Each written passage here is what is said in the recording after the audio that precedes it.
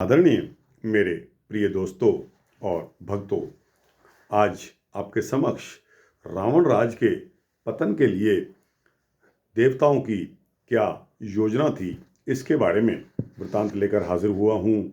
दोस्तों, यह वृतांत 12 से 15 मिनट तक हो सकता है, अतः आपसे विनती है कि बने रहिए इस वृतांत के अंत तक मेरे साथ। तो दोस्तों, आइए बिना समय गंवाए इस वृतांत को शुरू करते हैं। दोस्तों, रावण राज के अत्याचार को समाप्त करने हेतु रावण राज्य का पतन आवश्यक समझा गया और इसी प्रथाए महर्षि विभांडक के यहाँ हिमालय के राजा शिव के सभापतित्व में एक गोष्ठी का आयोजन किया गया। इसमें एक योजना बनी जिसको आगे चलाने का कार्य आपके राजगुरु वशिष्ठ, महर्षि विश्वामित्र व महर्षि भारद्वाज पर डाला गया। उनकी योजना के अनुसार प्रभु राम और इनके भ्राता लक्ष्मण को इस संघर्ष का नेतृत्व सौंपने का निश्चय किया गया। इस हेतु 2 प्रयास किए गए, जिसके अंतर्गत महर्षि विश्वामित्र राम को अपने धनुर्यज्ञ की रक्षा हेतु लाएं तथा उस समय तक आविष्कृत सभी आयुधों के संचालन में आपने प्रवीणता पाई। आप दोनों की लगन को देखकर ऋषियों को अपनी योजनाएं सफल होने का और अधिक विश्वास हो गया। और दूसरा संयोग, आपके द्वारा जनक के धनुष का प्रत्यंचा पर चढ़ाना और उस धनुष का टूटना, इससे उत्तराखंड के 2 समृद्ध व आर्य संस्कृति के पोषक 2 राज्य संबंधी हो गए। दोस्तों, मुझे विद्या अध्ययन काल में विज्ञान के साथ नाट्य कला में भी रुचि थी। शायद इसी कारण महर्षि भारद्वाज ने एक सेविका के रूप में अयोध्या में जाकर आप दोनों की किसी भी प्रकार से संभावित राज्य षड्यंत्र से सुरक्षा व रानियों को, विशेषकर कौशल्या और कैकेयी को राष्ट्र व वैदिक संस्कृति की सुरक्षा हेतु किसी भी प्रकार का त्याग करने हेतु प्रेरणा देने का कार्य किया। मैं महर्षि वशिष्ठ के सहयोग से तुरंत आपकी सेवा में नियुक्त कर दी गई। इस प्रकार एक सेविका के रूप में आपने मुझे वहाँ देखा। दोस्तों, इस पैराग्राफ के अर्थ यह होते हैं कि मुझे विद्या अध्ययन काल में विज्ञान के साथ नाट्य कला में रुचि थी। शायद इसी कारण महर्षि भारद्वाज ने एक सेविका के रूप में अयोध्या में जाकर आप दोनों की, यानी कि राम और लक्ष्मण की, किसी भी प्रकार से संभावित राज्य षड्यंत्र से सुरक्षा व रानियों को, विशेषकर कौशल्या और कैकेयी को राष्ट्र व वैदिक संस्कृति की सुरक्षा हेतु किसी भी प्रकार का त्याग करने हेतु प्रेरणा देने का कार्य किया। दोस्तों, यह महर्षि भारद्वाज का काम है। आगे लिखते हैं कि मैं, यानी कि महर्षि भारद्वाज, महर्षि वशिष्ठ के सहयोग से तुरंत आपकी सेवा में नियुक्त कर दी गई। इस प्रकार एक सेविका के रूप में आपने मुझे वहाँ देखा, यानी कि महर्षि भारद्वाज को वहाँ सेविका के रूप में कार्यरत कर दिया गया। इसका सहयोग गुरु वशिष्ठ जी ने किया। आगे चलते हैं। दोस्तों, कुछ काल बीत गया कि महर्षि वशिष्ठ द्वारा ऋषियों को आपके राज्याभिषेक के विषय में संदेश मिला।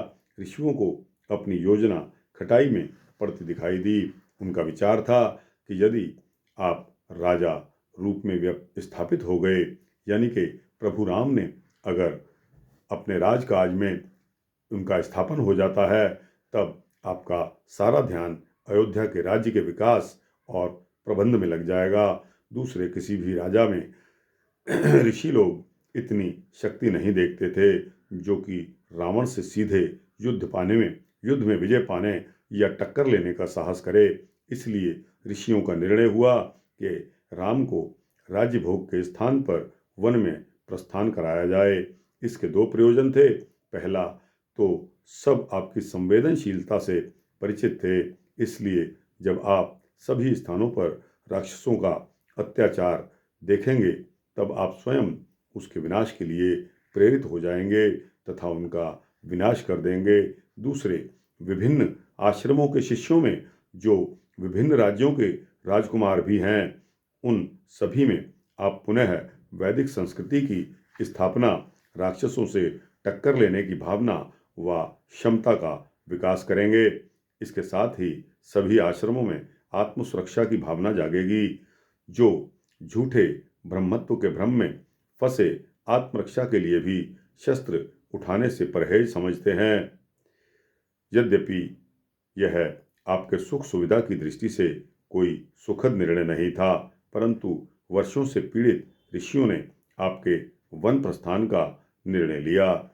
दोस्तों, इस निर्णय के अनुसार महर्षि भारद्वाज ने प्रार्थना करते हुए एक पत्र विदुषी महारानी कैकेयी को लिखा, जिसमें विस्तार से राष्ट्रों की स्थिति, महर्षियों की राम से अपेक्षा तथा अपने महाराज पर उधार 2 वचनों के सहारे राम के वनगमन के लिए लिखा।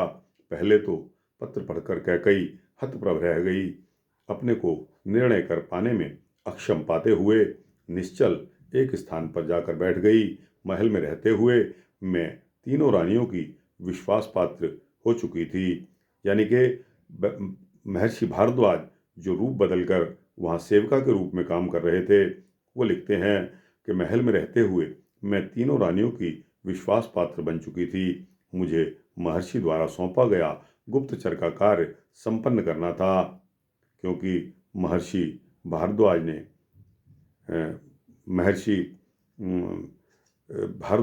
महर्षि विश्वामित्र और गुरु वशिष्ठ जी का यह गुप्त प्लान था। उनकी संपन्नता के लिए मैंने महल में रानियों का विश्वास अर्जित किया। मैं महल की प्रत्येक गतिविधि पर नजर रखती थी। मैं मंथरा के विचारों को भी जानती थी। वह कैकेयी के साथ पितृगृह के साथ आई थी। वह हमेशा से भरत को राज्य प्रदान कराने की प्रेरणा कैकेयी को देती रहती थी। जब उसने तुम्हारे राज्याभिषेक की बात सुनी तो दिन रात वह कैकेयी के कान भरने लगी, परंतु कैकेयी का तुम्हारे प्रति अनन्य स्नेह था। तुम्हारे का मतलब राम के प्रति कैकेयी का अनन्य प्रेम भी था। वे तुम्हें राज्य के योग्य समझती थी, इसलिए वे हमेशा से मंथरा की बात को टालती रहती, उसे समझाती और प्रभु राम की प्रशंसा करती थी। इस अचानक आए पत्र ने कैकेयी के पूरे व्यक्तित्व को बदल डाला। एकांत में बैठी कैकेयी के पास मैं पहुंची, यानी कि महर्षि भारद्वाज जिन्होंने महिला का रूप धारण किया हुआ था, एकांत में बैठी हुई कैकेयी के पास पहुंची। मुझे पूरी वस्तु स्थिति व पत्र के विषय में भी ज्ञात था। रानी की विश्वास पात्र होने से उन्होंने अपनी दुविधा का वर्णन मुझसे किया।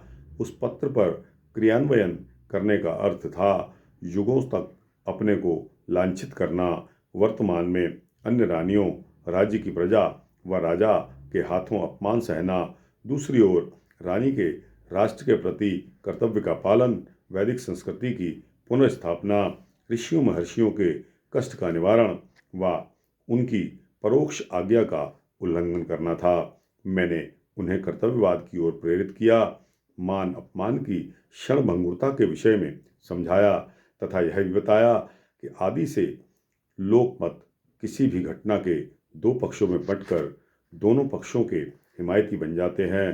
धीरे धीरे वे साहस बटोरने लगी। अपनी बात महाराज से किस प्रकार कहनी है, इसके लिए शब्दों का चयन करने लगी। मंथरा द्वारा पूर्व में कहे विभिन्न वाक्य उनके मानस में विचार बन के गुंजित होने लगे।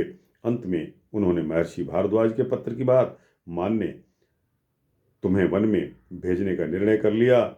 सबसे पहले उन्होंने राम के अभिषेक के अवसर पर भरत को राज्य से दूर भेजने के प्रसंग को राजा के मन का षड्यंत्र बताया और तुम्हारे लिए अपने पूर्व 2 वचनों की आड़ में वनवास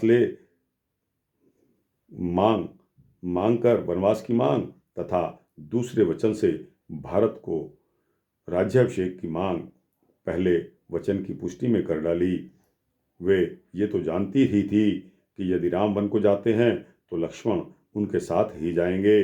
सीता के तुम्हारे साथ जाने की संभावना उनको बिल्कुल नहीं थी। उसका उन्हें अत्यंत दुख था। उस अवस्था में वे सीता को रोकने के लिए किसी प्रकार समझाने की स्थिति में नहीं थी, परंतु मैं जानती थी उन्हें उसका कितना कष्ट था। जब तक मैं वहां रही तब तक उसके लिए अपने को कोसती और लानत देती रही। मैं साक्षी हूँ, उन्होंने महाराज भरत व अन्य संबंधियों की कितनी भर्त्सना मौन रहकर सही है। उसका सारा व्यक्तित्व उनके मौन में सिमट कर रह गया। उनका जीवन परोक्ष में एकांत रूपी कारागार का होकर रह गया। इतना कहकर लक्ष्मण के आंख से झरझर आंसू बह निकले। उसका मन आर्तनाद कर उठा। उसने माता कैकेयी के विषय में क्या क्या बुरी बातें सोची थी, उस महान माँ के विषय में क्या क्या अनर्गल प्रलाप किया था। आज उसका सर्वस्व उसकी माँ के प्रति नतमस्तक था। राम ने मानो मौन साध लिया हो। जिस प्रकार अत्यधिक दुख में व्यक्ति की आंख के आंसू सूख जाते हैं और वह स्तंभित रह जाता है, वैसे ही इस महान सत्य को जानकर हतप्रभ रह गए। यद्यपि वे पूर्व में भी कैकेयी के प्रति पूर्ण श्रद्धारत थे, परंतु अब उनके प्रति अनोखा भक्ति भाव उमड़ पड़ा। कुछ काल तीनों मौन बैठे रहे। शबरी ने पुनः बोलना शुरू कर दिया। प्रिय राम, तुम आरंभ से ही वही करते हो जो ऋषि लोग चाहते आए हैं। पंचवटी से पहले तक का पूरा प्रदेश तुमने राक्षसों से प्रायः शून्य कर दिया। ऋषि मुनि चैन से अपना जीवन गुजारने लगे। तो दोस्तों, यह वृत्तांत सिर्फ एक योजना की सन्यासियों, देवताओं, महर्षियों ने प्रभु राम के लिए क्या योजना बनाई थी, उसको किस तरह क्रियान्वित करना था और किस तरह रावण राज का अंत करना था, आपने भली भांति सुना। दोस्तों, यह वृत्तांत आपको कैसा लगा? अच्छा लगा हो तो इस वृत्तांत को शेयर करके, लाइक करके शेयर अपने दोस्तों, मित्रों, जिज्ञासुओं को अवश्य करना। और दोस्तों, इस चैनल को अगर आप सब्सक्राइब कर देंगे तो आपको इसी तरह के सूक्ष्म भक्ति वृत्तांत मिलते रहेंगे। जय श्री सीता रामचंद्र भगवान की जय।